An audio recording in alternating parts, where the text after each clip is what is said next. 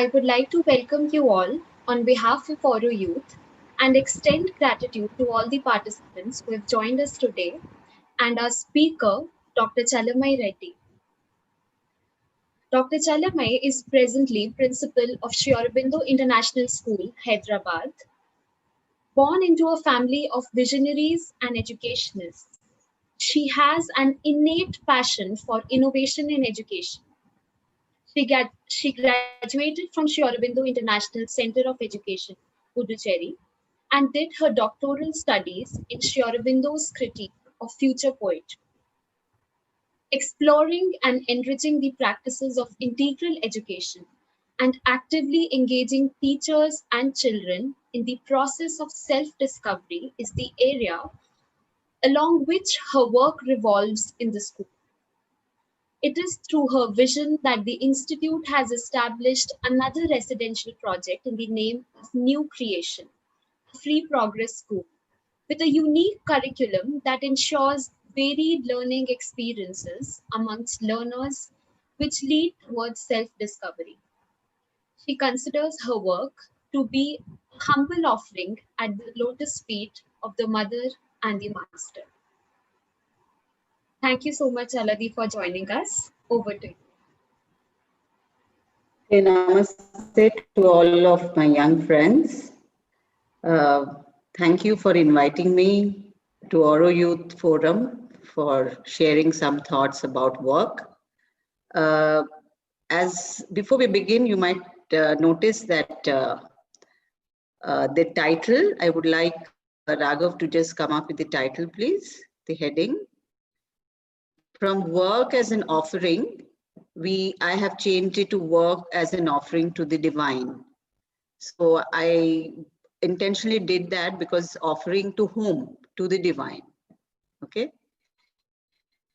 So we start with first trying to, kind of make an attempt to understand the full title in relation to work. So we start with the question of what is work and why is work so important to us in life, and what are the different categories of work. So can I next please?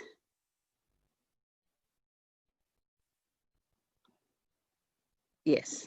So what are the different categories of work, and what are the various motives behind work? What are the attitudes prevalent in doing work, and how can we make it into an offering?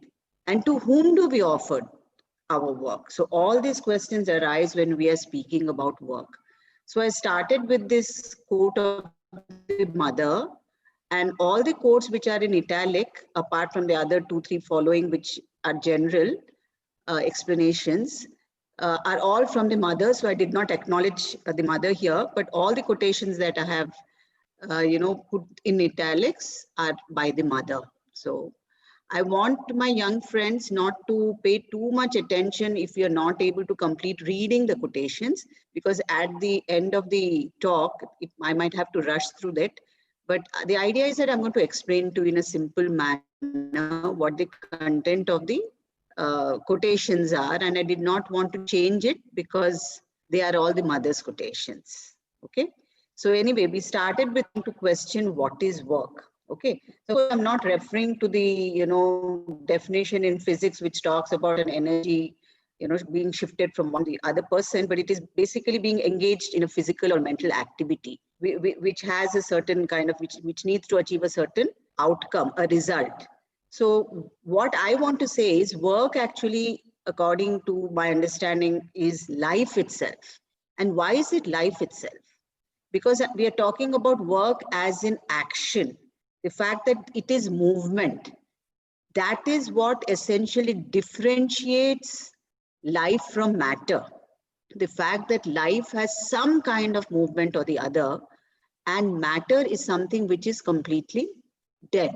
So hence work equals life. So there is action and movement and growth in plants and animals too. Okay, the plants maybe don't move, but the animals do, and plants all constantly there is activity. So the plants are also doing their own work to survive.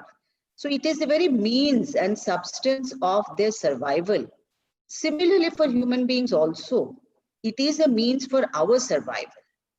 But so at every moment of our life, we are also doing some kind of movement. The fact that even if you're sitting down or sleeping, we should remember that our body is in action. There is some action going on in our body. So our body is working. And even if we are into absolute meditation and trance, we are breathing. So hence we need to understand that we are in constant activity and some kind of work. We are engaged in some kind of work or the other. So in fact, that is what even the sages have a sense of mystery when we talk about action and inaction. It's a kind of a very challenging and confusing question, but to really address this whole concept of work, as I said, I'm looking at it more in terms of an activity. So as I've explained, it is something that the human beings also do for survival, just as plants and animals do. But the scope of work for the human being is, of course, much vaster and much more broader and bigger than that of the plants and the animals, because we can make the whole process of work pleasurable for us. It can become a source of joy. It need not be purely in terms of trying to satisfy our bodily needs. So the work done by a human being can become purposeful and meaningful. It need not restrict itself to only the means of survival. So it can fill us with a sense of contentment. So there is much more to the kind of work that human being does than other than what the plants or the animal world does. Now, the second question would be, what are the different kinds of work? Okay, so there are many varied kind of works that we see in the world. So ancient Indian social philosophy, Raghav, next please. Ancient Indian social philosophy categorized human occupations under the Chaturvarnas. So I think we are all familiar with these terms. And, we have the Brahmin, the Kshatriya, the Vaishya, and the Sudra. And this is what it means. Basically, under the Brahmins, we have the teachers, the priests, the scholars. Under the Kshatriya, we have the fighters, rulers, and administrators. Under the Vaishya, we have the traders, merchants, and agriculturists. And under the Sudra, we have producers, service providers, and labor. Okay. So the concept of Chaturvarna initially was conceived in terms of the Supreme, of the Godhead himself. And it is said that the Brahmins emerged from the head or the mouth of the divine, of the Supreme, and then the Kshatriyas from the arms of the Supreme, and the Vaishyas from the thighs, and the Sudras from the feet of this Godhead. This was very much a symbol. It became something, I mean, later it changed, we'll come to that. So mostly, unfortunately today, Varnas are considered as castes. But this is not true in the original sense, in the original concept which started from the Rig Veda itself. This is not true. And the base through which they are identified is completely different. Varna should be identified more by the inclination or nature or competence of a person. Okay. Caste is identified by lineage. You are born into a certain family, so hence you are a Brahmin or a Kshatriya and so on and so forth. But that was not the original kind of concept in relation to categorizing different kinds of work. So Varna should not be based on birth, but a person's worth and qualities. So this is something that we need to remember. So Varna should, hence over time, we see that the Chaturvarnas, initially born of a spiritual temperament, later got dispensed, turned into an economical and social function. So hence we were able to, largely today we are talking in terms of, belonging to a certain caste in relation to lineage, and hence these people are doing, a certain specific work. But again, thanks to education, it has leveled this also to a large and to a great extent. But nevertheless, in India, we still suffer from this whole, confusion and complexity of varnas, and we relate it to actually caste, which is actually not the case. Next, please. So we need to now understand that every human being, every person has a certain swabhava, an innate nature, a certain inner inclination, you know. So it could be an affinity to either wisdom or power or harmony or perfection.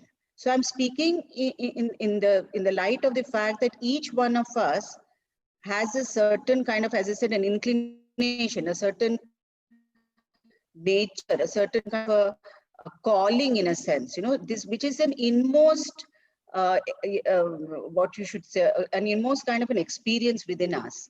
And that slowly can be said becomes and can and should become actually our swadharma, which is able to self-actualize and self-fulfill itself through work in the world.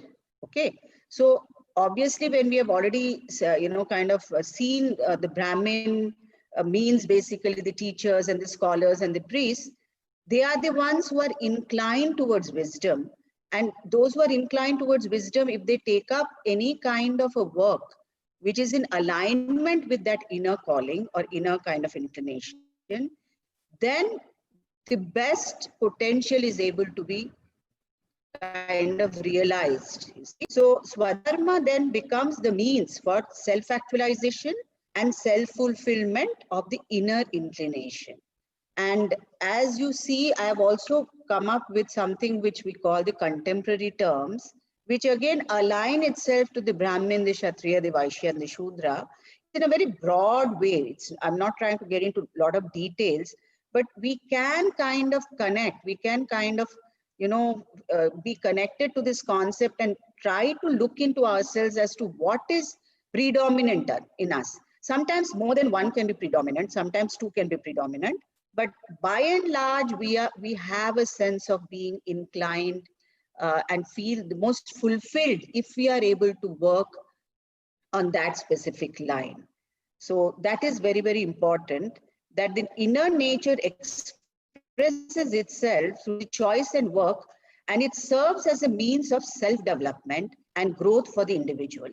Now, that's again a very important aspect which we'll come to later, the fact that work is able to help us to grow as human beings. Okay, so next, please. Now we will try to understand what are the, so how do you go?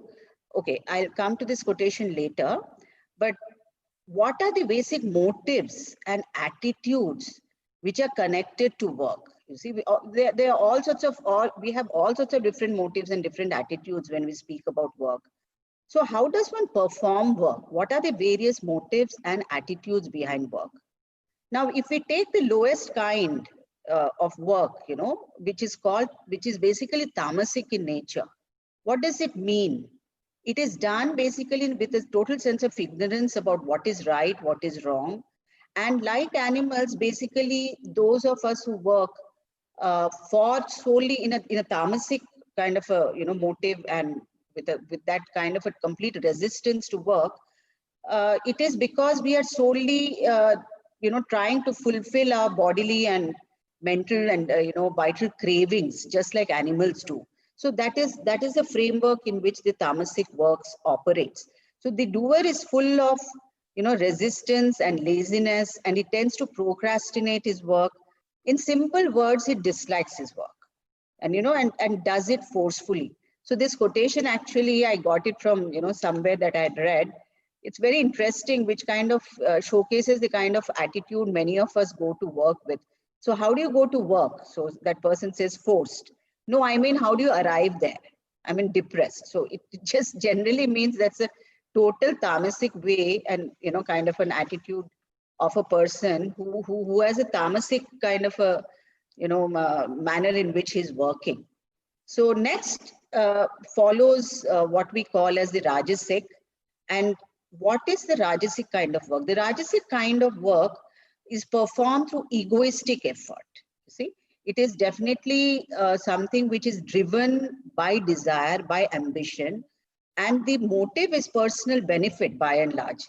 So, but still that makes a person to want to do things for himself that is the focus, that is the central point, that one is trying to work for oneself. But there is a lot of effort put into it because that person wants to grow in life, grow in stature, monetarily, and so on and so forth. But end of the day, it is still a movement which is greedy and ambitious in nature, and it is completely attached to the result, to the outcome of the work. So, which is again, most of us or many of us actually fall under this category. So we have a sense of partial knowledge, but at the same time, we are bound by the physical and mental desires. So that kind of binds us to the work, and it doesn't completely liberate us as probably the next kind of work does. So what is the next kind of work, and what is the motive behind? The higher kind of work or attitude towards work is called the sattvic attitude, and it is sattvic in nature. Now, what does sattvic mean?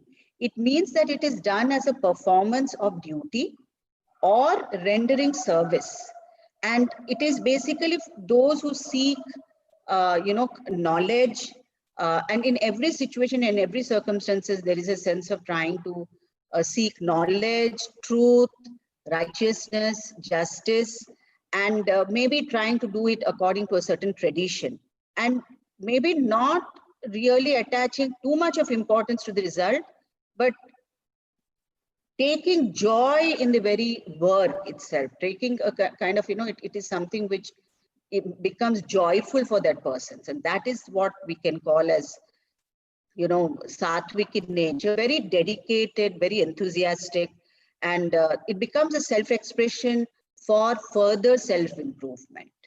So we have come across these three kinds that we have spoken about, three kinds of work. Basic, not three. The nature of the work can be done either in a tamasic manner, or in a rajasic manner, or in a sattvic manner. So before we proceed to the highest form of work as an offering, because the whole topic of the day has been work as an offering, we will deliberate for some time upon this kind of higher mode of work, which is a sattvic work, because much for us, there is much for us to learn from this, and the attempt or practice it, we need to attempt in a greater manner to try to learn in relation to this kind of a level of work, which is a sattvic work. Okay, next please. So whatever we do as far as work is concerned, of course, it's very important that we enjoy the work that we do. Okay, so whatever is at hand, we must be able to take joy in it. So given the fact that doing the work of our choice, so largely I should say, but still I do know that there are many who don't really make the right choice of work, hence they may not be happy. But again, by and large, a majority of us are able to make a specific choice for a work. So having made that choice, I think it is very important for us to be able to enjoy that work, whether it's physical or mental, that's not important. And once we are able to, because it's a work out of our choice, we start getting interested in it. And once any work done with a certain interest will obviously result in a sense of joy. So, and once we start doing it, all kinds of work, it's interesting to note that if we are able to find interest in one kind of work, somehow or the other, we start finding interest in different kinds of work. Because one of the main reasons is that we have been able to, acquire a sense of focus, a sense of concentration, a sense of being able to be dedicated to that work. And truly speaking, this is what the mother says, that it is the very effort which produces joy. So once we have experienced that process of, of finding joy in effort, then any work and every work becomes joyous. Okay. Yes, next, please. Of course, now it goes without saying that whatever we do, we need to do it as perfectly as we can. So it's not only doing it work with interest and which results as, it becomes a joyful kind of a work experience for us. It is very important that we need to do it perfectly as possible. And it should be an expression of orderliness, beauty, and harmony. So that is the very manifestation of divinity in the world, isn't it? The fact that any work, I mean, on a physical level, that's the way divine manifests, through beauty and harmony. And that is what we need to ensure. Whatever kind of work we do, we have to ensure that we are able to manifest this sense of beauty. Next. Now, many of us might feel that, oh, it is so difficult to do work perfectly. And there's many times we have this mindset of feeling, oh, I'm not good enough.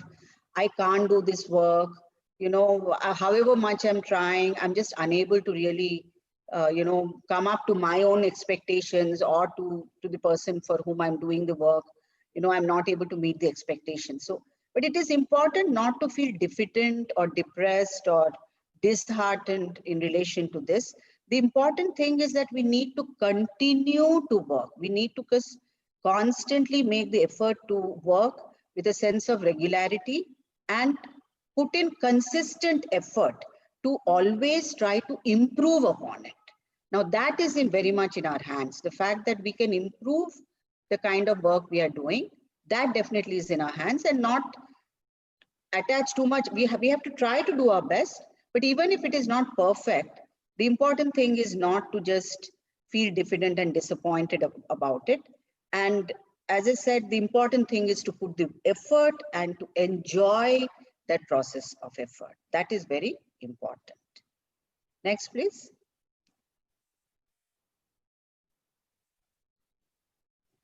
Okay, now work, very rarely we do it only for ourselves. Most of the time, our work is connected with others. In the workplace or any kind of work, we generally are connected with one or more, two members or more members. So even if you're doing work for the family, at home, or we are working professionally in an office, anywhere, you see, most of the times we are connected with many people around us. And when there is this interaction with others, there is always these challenges and these difficulties which we will face, isn't it? And by and large, we tend to try to find fault with others instead of, in relation to whatever work I'm trying to do, if it's not working out, I have so many ways and means to try to find fault either with others or with some other exterior kind of a factor, and not really try to look into myself and try to really find out where I have gone wrong. And that is something which we really need to understand, that we need to find the kind of cause of the disturbance or the difficulty of work that I'm facing more in oneself rather than in others. And that is what quotation. Next, please.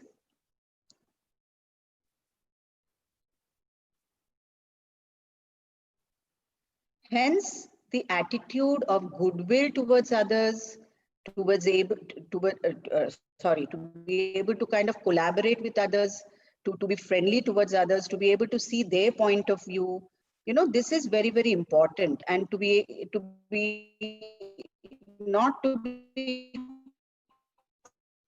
closed or petty in our thinking. This is very indispensable for any work. So collective work is a big challenge. And I think that also is very important to a very important field for us to be able to grow as human beings. And we need to keep that in mind. The fact that we really need to work upon ourselves and try to see how we can be less selfish, less kind of concerned about what I want, what my priorities are, and try to kind of open up to work rather than trying to give too much importance to my emotions or other people's emotions and so on and so forth. If we are all concentrating on work, then it is likely that we will do a better job than trying to constantly preoccupy ourselves with that person said this or this person is not doing. Really not concentrate on what others are doing or not doing, and just concentrate on one's work. Okay. Yes, next please. Now, reiterating the point, the fact that one has to make work as a means for growth. And that is very important. And it is not important what kind of work. Now, this is again a very strong kind of a concept, I mean, a misconcept rather that we have in trying to, make a hierarchy of work, that this is a small work, this is an unimportant work, and this is a very important work. So we have all this big kind of hierarchy and a kind of whole structure of work, that yes, those who sit at the tables and doing kind of a desk job, are that work is more important than doing, work with hands. And, that is absolutely not true. Work in itself is never going to be high or low, and it can never be, kind of connected or related with a sense of trying to say it's superior work or inferior work. What is most important is how we are doing the work. What is the spirit in which we are doing the work? What is the attitude in which we are doing the work? That is so much more important, and that becomes only and only then it becomes a means for one's growth. Otherwise, we are always stuck at this kind of, an outcome which is going to be very limited in relation to, as I said, doing work in a Rajasic manner. But now we are speaking about the Sattvic manner. So it's very important that any work that we do, whether, physical work at home or, kind of intellectual work at office, or whatever kind of work we do, we need to know that end of the day, what the value which is given to that work as an end result is more in relation to the spirit and the attitude with which one does the work. And the right consciousness is very much important. Next, please. Yes, so again, this is a longer explanation by the mother, and I'll just read it. Whatever the activity, it is not quite the way of doing it, but the state of consciousness in which it is done, that is important. Whatever is our work and whatever we do, we must do it sincerely, honestly, scrupulously, not in view of any personal profit, but as an offering to the divine, with an entire consecration of our being. If this attitude is sincerely kept in all circumstances, whenever we need to learn something to do the work more effectively, the occasion to acquire this knowledge comes to us, and we have only to take advantage of the opportunity. Now, with this quotation, we have arrived at the point of going a step beyond the sense of trying to perform our work in a sattvic manner, and we come to that point of trying to start offering our work to the divine himself. You see, that is the part. And but as what the quotation talks about is the fact that any activity that we do, we need to do it sincerely, and we should be able to profit by making it an offering to the divine. So why have we come? We have journeyed through all these kinds of work, and we have journeyed through also the different kinds of work under the Sattvic category.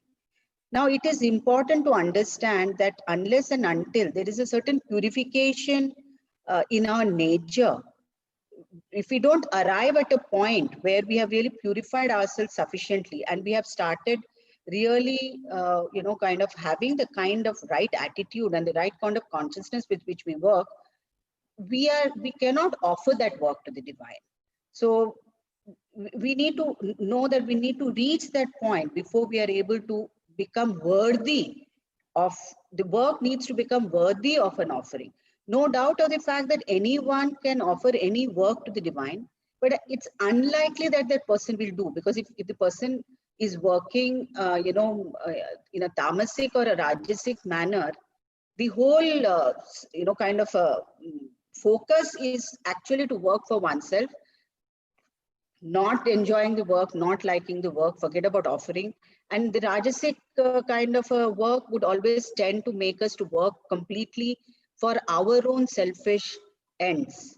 So there's no question of really coming to a point where we start thinking of improving our work, making our work more and more perfect, and then trying to see that we would like to offer it to the divine. So it won't occur to us in the first place until that purification is able to take place. So this is where work as an offering is something that we start upon speaking. Next, please.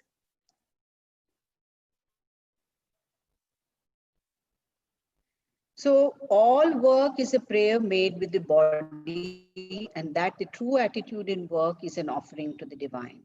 Now here is a clear definition by the mother, where she says that when we are working with the true attitude, it is only then that our body, our work can become a prayer, which is made by the body. So we need to acquire the needed sincerity and the right attitude of self-consecration.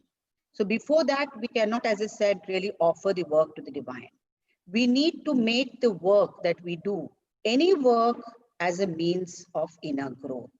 So again, the point of the fact that any work can be made an offering to the divine, provided we have the right consciousness and the right spirit. Next, please. So all depends on the manner in which we are doing it. So the greatness of an action does not depend on its scope. As I have just explained, there is no high work or low work or superior work or inferior work. It doesn't depend on circumstances at all or any external condition. But the sincerity of the consecration is what is most important when we are thinking in terms of offering the work to the divine. Next, please. Now, important, the next step, we come to the next step of trying to become perfect instruments of the divine. Now, how do we do that? You see, when we offer the work to the divine and we would like to become the true servitors of the divine in this world, and we would like to become instruments, it is very important that we perfect ourselves, perfect our skills. Unless and until the flute is made perfectly, the person who plays the music through the flute, the end result will not be beautiful, not be perfect, not be melodious, if the flute itself has certain kind of a flaws. So hence, we need to improve our skill sets. That is something absolutely inevitable, because it is only then, because if we are able to perfect our personality, if we are able to make it, to the best of our ability, it is then that whatever work we are able to do, we are able to express and manifest the divine light, the divine truth, the divine beauty in the earth. And hence, like, we cannot be like a shapeless piece of stone, says the mother. We need to chisel it. And whatever is incomplete in us, we need to make that effort to complete ourselves, to make ourselves perfect. And then we can become the true instruments of the divine, and to be able to do work in a manner where we are able to manifest the divinity upon earth. Next, please. So as we grow as human beings, the work also improves. So both are actually very much integrated. The fact that we are growing not only in skills, but it's very important that we grow as persons, as a human being within ourselves. So when the consciousness starts undergoing a certain change, then that consciousness also starts influencing the kind of work we do. So we need to give importance to be able to, chisel this stone and make it into a perfect form. At the same time, the kind of consciousness with which we are doing the work also needs to be improved, but needs to be kind of heightened. It needs to be elevated. And that is very, very important. Then the consciousness and the kind of work that we are doing becomes perfect in proportion to the fact of, in proportion to our own inner growth. And then we offer our little person to the divine and hope to become a good instrument to express himself. And that is what in the last sentence, it's important that we are ready for the transformation. We're ready to change our character, to completely transform ourselves into becoming the better and best instruments of the divine. Next, please.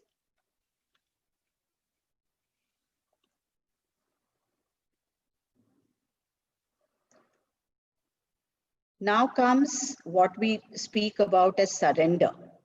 Okay. Now, before we come to the term surrender, it is important to understand that one of the very important ways, Raghav, can I just request you to go back on the slide once? Yes. So when we are speaking about, I offer all my little person to the divine, I want to share with my young friends a very simple but a very powerful mantra to be practiced by all of us children of the mother at every instant of our life. And now what is this? This is a very simple, and that's why the mother says, remember and offer. Now, if we are able to remember and offer at any moment of our life, every moment of our life, and especially when we are doing the work, and consecrate ourselves to the divine, this becomes a real prayer and an offering to the divine. And it is then that we can say the work becomes a bodily prayer, and we are able to offer and consecrate ourselves fully to the divine. And that is very, very important for us to remember. Okay, next. Now we come to the word surrender. The most important surrender is of your character, your way of being, so that it may change. Important to surrender what one does, but also what one is. I have just spoken about this earlier also, and again a reinforcement of that. A very, very important thing is not only to offer the work, but to be able to surrender oneself. Now, what is the real difference between the two? This, again, a very beautiful explanation by the mother, which makes it very clear. The difference between offering the work and surrendering the work. Next, please.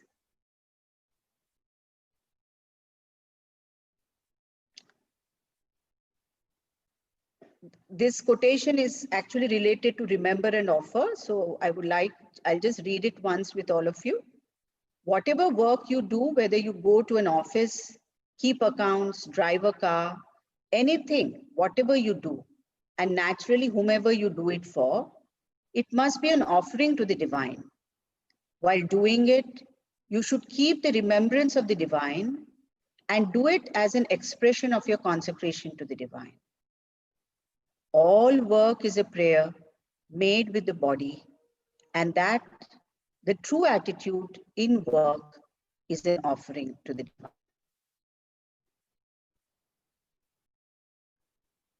Next, please. So, as I said, we were speaking about offering and surrender to the divine. So the mother says there are two aspects of the same thing, but not altogether the same. One is more active than the other. They do not belong to quite the same plane. Now, I'll just give a brief explanation of what the mother says. She says offering is very important, and it is also something which can be fully consecrated. We can fully consecrate our work to the divine, and we can fully offer the work. But sometimes when things go wrong, which happens very often while we are offering and consecrating the work to the divine, if something goes wrong, at times what happens is we react to that situation and we become disturbed. So in the process of offering, the mother says, at times there are chances that one becomes disturbed, and then despite the fact one can say, let your will be done, still one has gone through a certain sense of reaction at some given point of time. But it is different when we talk about surrender. When we surrender, one is completely calm, peaceful, quiet, and any outcome, any negative outcome also might really, we might experience any negative outcome. But despite the negative outcome, the person is completely calm. It's absolutely unmoved. And that, she says, is the surrender, because the person accepts that everything and anything is all good. And one continues with whatever one is doing with a complete calmness and not being completely disturbed. But the mother does say that surrender is very difficult to practice. But yes, we need to take a step beyond offering and come to the level of surrender. Next, please. Yes, so although this is a kind of I'm just concluding with what these are lines from Sri Aurobindo. These are not exactly the words, it's a little bit of a paraphrase of that. And I have brought this just to share with all my young friends here. The fact that, there is this whole process, that there is a kind of a level that we need to grow into beyond offering also. And there, once we start reaching that level, and that is what the mother says is the surrender, that we start entering into the zone of what we can call as karma yoga. Now, to kind of just explain what is written here, it is very important that we need to understand that we can really get into that field of karma yoga, become a karma yogi, only first when we are able to completely accept the divine in our life as in our inner self and spirit, which means one needs to first become identified with the divine nature in us. One needs to realize the divinity within us. And then all action must be done in a more and more Godward and finally a God-possessed consciousness. So only when we are seated within our divine nature, when we are centered within the divine nature, that the action that we do, that the work we'll do, then it becomes something which we call as the divine work. Before that, we are still in the format and in the framework of the human, even if we are at the level of offering our work to the divine. And the second point, an inner renunciation of personal desire leads to equality. And that is the nature of the kind of work, the end result of that work is the fact that we are able to not look at the fruit, not look at the result of the work, and do it with a sense of perfect equality. And that accomplishes our total surrender to the divine, supports the delivery from dividing ego, which brings us oneness, which means we move away from that sense of doing things for oneself, and one completely surrendered and does everything that is the will of the divine. So equality, renunciation of all desire for the fruit of works is something that we discard. Equality, renunciation of all desire for the fruit of works. Action done as a sacrifice to the Supreme Lord of our nature and of all nature. These are the first three Godward approaches in the Gita's way of Karma Yoga. So I just hope that the conclusion has not really taken us out of the subject. As I said, the idea was to be able to point towards the fact that beyond the stage of offering the work to the divine, we need to start surrendering ourselves to the divine. And that is possible only when we connect to the divinity within us, when we are completely centered in the divine nature. And it is only then that we can actually perform the work in a selfless manner without trying to think of the result, being completely equal, having the equal attitude of equality. And it is then possible to become an instrument of the divine. That is the final thing that we need to realize first, that the immanent divine is within ourselves. We need to renounce the fruit of our labor. Thirdly, we attain perfect equality. Fourth, we sacrifice, surrender all our action to the Supreme, and then we can become his instrument to be able to manifest the divine, express the divine upon earth. Thank you.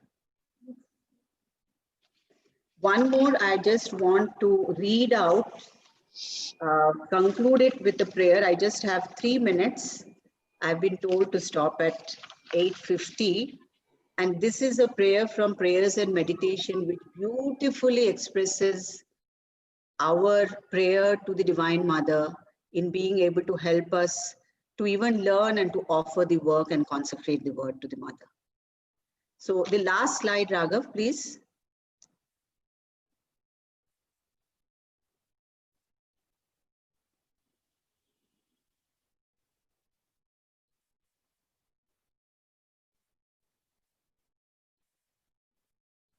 So I'll just read it.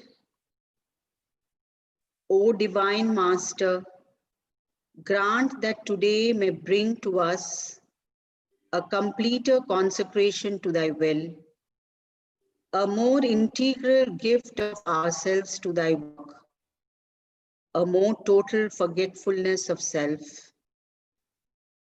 a greater illumination, a purer love. Grant that in communion, growing ever deeper, more constant and entire, we may be united always more and more closely to thee and become thy servitors worthy of thee.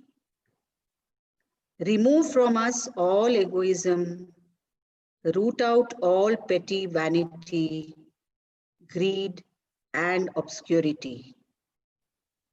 May we be all ablaze with thy divine love.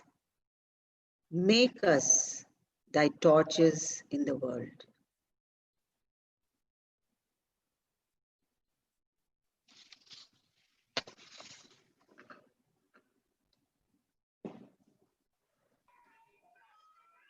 Thank you so much, Chaladi. I think this was such a delightful session. Indeed, wonderful compilation of the mother's quotes and Sri Aurobindo's quotes, and you really distilled the message for all of us. Really thoroughly enjoyed the session. Um, Also, I mean, well timed. I mean, excellent in timing as well. So before we move on with the question and answers, I request all the viewers to please fill up the feedback form. So you will be getting the feedback form in the chat box, and for the Facebook viewers, you'll be getting it in the comments box. So we'll just pause for a minute so that all of you can fill in the feedback forms, and then we can continue with the question and answers.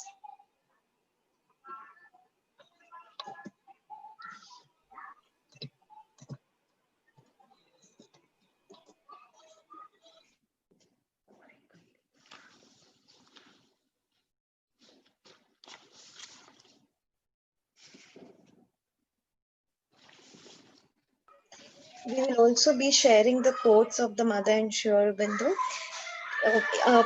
through the email, and please share your email addresses in the feedback form as well.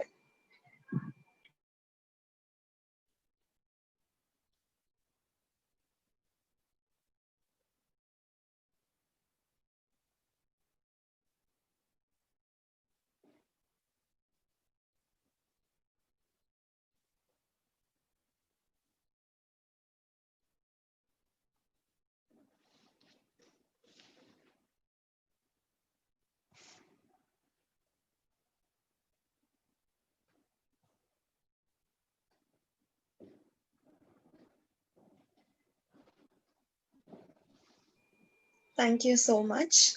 I would also like to take this opportunity to announce our next session, which is on 25th October, the next Sunday, and it's going to be from 8 p.m. to 9:15 p.m. The topic is Unleashing Our Inner Potential, and we have with us Palak Dubey, who's going to take us through the session. So hope to see you all there as well. So now, Chaladi, we have few questions for you. So the first question is, how do we know whether we are offering or surrendering? Is it linked with shift in consciousness? This question was posed by Vanshika.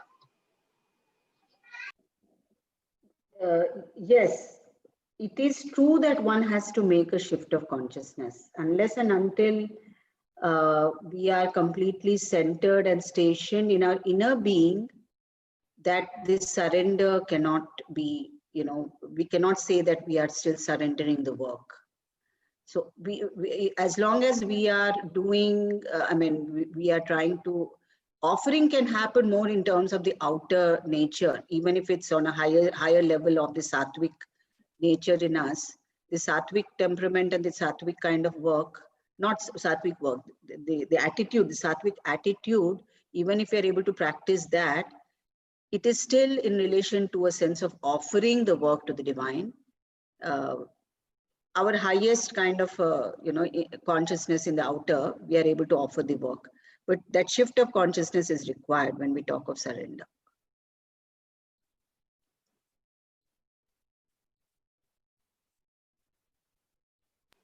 Thank you so much.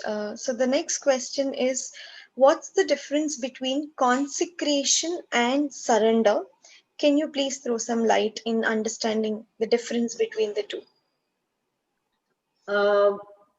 Consecration also is closer. I think it's more a synonym of surrender, but it also can apply to offering. The fact that offering also we can say we are consecrating our work to the divine, but probably in the English nuance, it would still kind of be more a synonym of surrender than offering. So consecration also means something of totally our nature, our entire nature we are able to offer, so it's not only the work, it's not only remember and offer the work that we are doing, but consecration is again at a deeper level where we are completely consecrating our entire character, entire person. Me as a human being, I'm trying to consecrate to the divine. Whatever I am, whatever I am within, I'm just offering, I'm completely surrendering to the divine. I think it would be closer to surrender than offering. Thank you. So the next question is, how can one work without a desire for an object or for a result? Then why act? So yes, that is a very, very important, a very big question, That is what the Bhagavad Gita is, so many pages is trying to teach us as how to be able to do the work, perform a work without a sense of desire. Then we need to go to the root of trying to find out why, what is the real cause and the source of desire. How can you work means, well, that is the whole point. End of the day, our entire energy is spent in wanting to do something because we are expecting a result. But that is okay. So then the point is, we are bound to the result. We need to just accept the fact that we are not completely liberated, and then the work, it becomes karma, which has a certain consequence. So we need to take it like a full package. The fact that, okay, as long as we are working driven by desire and we are looking for a fruit of the, of our labor, then we are bound to the desire, the consequence or the outcome of that desire. So work in itself, there is no bondage with the work. We become bound, and we become bound because of the desire which is done, for what we are going to get out of the work. So then we are in bondage. So that is what I think we need to understand. So if we want to liberate ourselves from the consequence, we need to be able to acquire a sense of equality, or a sense of being able to be disengaged or disconnected with the outcome. And it is only then that we can start working. And that is the whole, you see, how should I say, the confusion and the challenge, that we can actually work better if we are able to be disengaged with the result. So unless and until one starts experiencing this, it becomes a point of conflict and a confusion, because we have not experienced it. That's the point I can right. Beautiful. So the next question is from Ashutosh. how do we see which is a good offering? Ashutosh, if you're there, would you like to elaborate?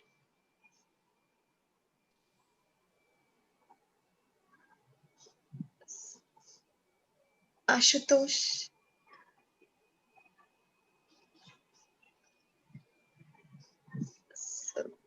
So this is the question, Didi. How do we see which is a good offering? Good offering or bad offering? Offering is offering. That's why unless he explained to me what he meant by good offering, I don't know.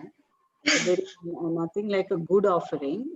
Offering is offering. So whatever we do, we can offer. The divine doesn't kind of, is not selective about it. All right. Okay, so we'll move on to the next question. It's from Shekhar. What is the difference between prayer and surrender? Efforts and surrender. Okay. Effort or prayer? Or both? Pardon? Prayer or effort? Prayer and surrender, or effort and One surrender? part is prayer and surrender. The second part is efforts and surrender. So two parts of the question. Okay. I think all the three are different. Prayer Right. is, we are seeking something, or we are aspiring for something. Even if it is not seeking for something physical or, something material, it is still maybe in relation to acquiring something. If it's in terms of even a change of nature, it's still an aspiration. And effort is the energy which is, kind of placed or put by an individual in doing the work. So effort is completely different, and surrender is something where we accept complete acceptance of the divine's will without any question. That is what is surrender. We completely accept the divine's will as it kind of unfolds itself in the world and in one's life or through our work. All right. So the next one is how do we differentiate between active surrender and passive surrender? That's quite difficult.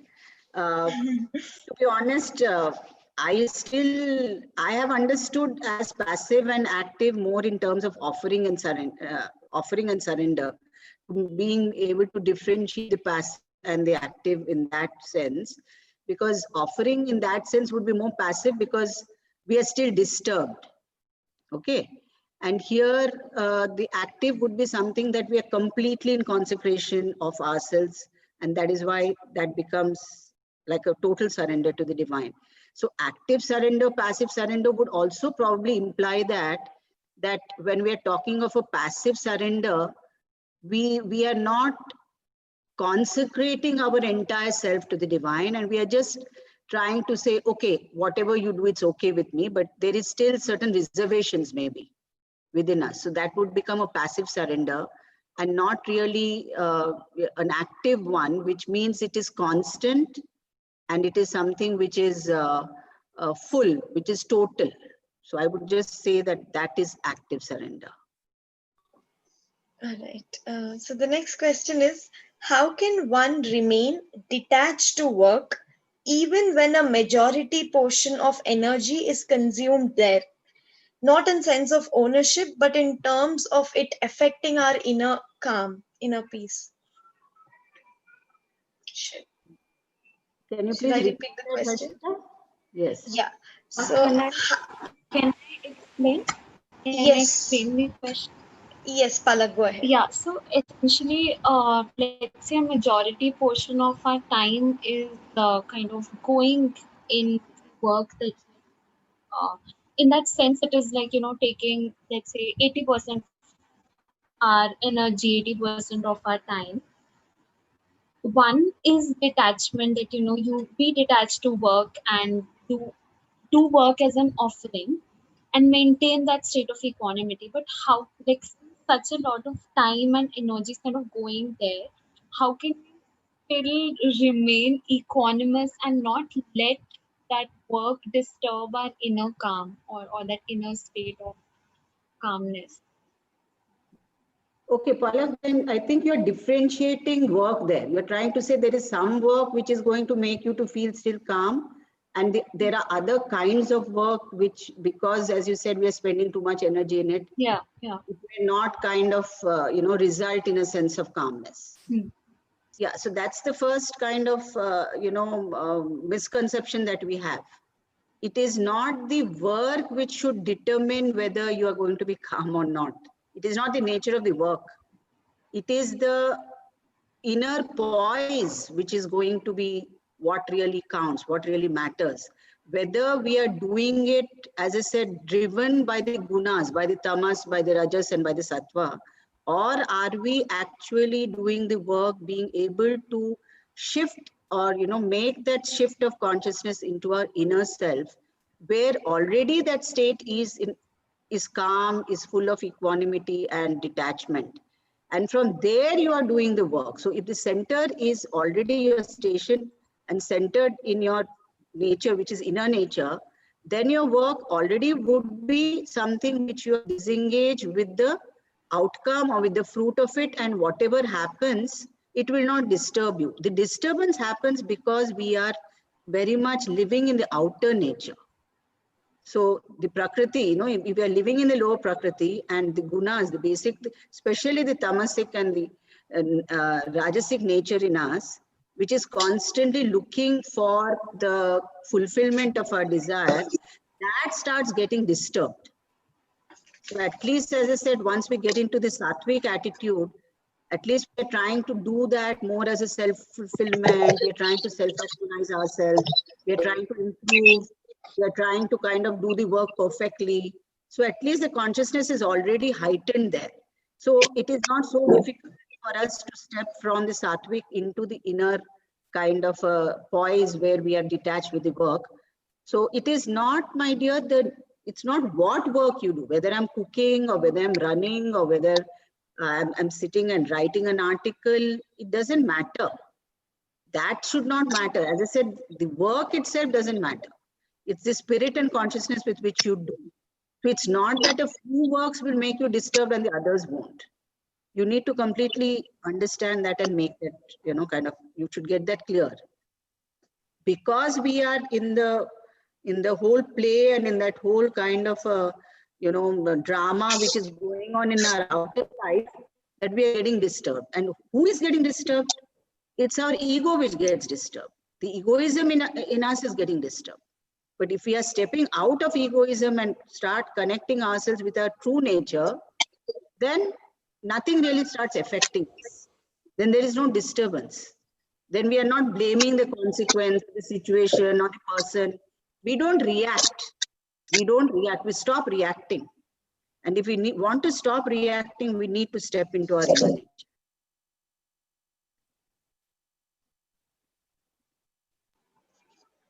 Beautiful.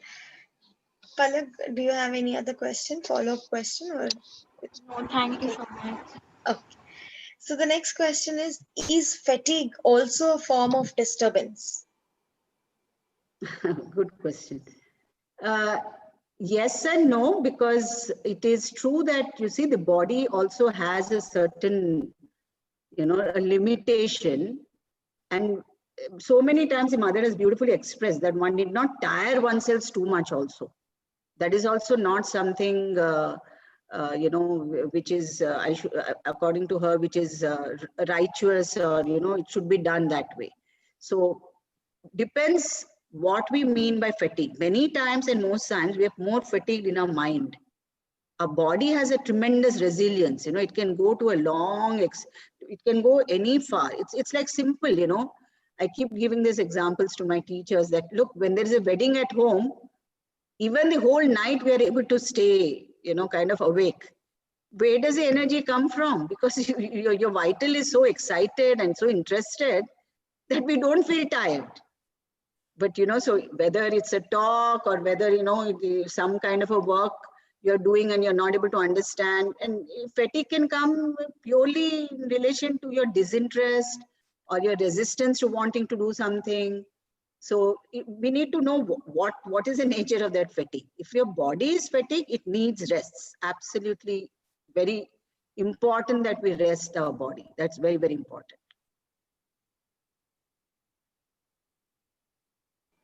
Yes, true, very true. So the next one is a tamasic surrender refusing to fulfill the conditions. It constantly refuses the conditions. So is it on longer surrender? That's the question. A little confusing. First thing, they cannot be a tamasic surrender. As I said, surrender already I've placed it beyond offering. So one can say that is what it is, you know, in a kind of an oxymoron. It doesn't go together. The Yeah. tamas, the nature of tamas is a certain resistance, a dislike, being forced to work. And surrender is a movement towards the divine, offering and consecration towards the divine. So they're two different things. So probably it would be better explained when we're talking of passive surrender and active surrender, more in that sense. Okay, wonderful. We are done with the questions. Okay, So, thank you. yeah. Thank you so much, Didi. I think it was a great session. You patiently, beautifully answered all the questions. And Thank you. I thanks. hope I've been able to, you know, not go too, you know, out of this subject or topic. Or for me, as I said, the source, it was a beautiful opportunity. Thanks to Srinivas inviting me. It was a great learning for me as well, and helped me to put my thoughts together about work, such an important kind of a subject.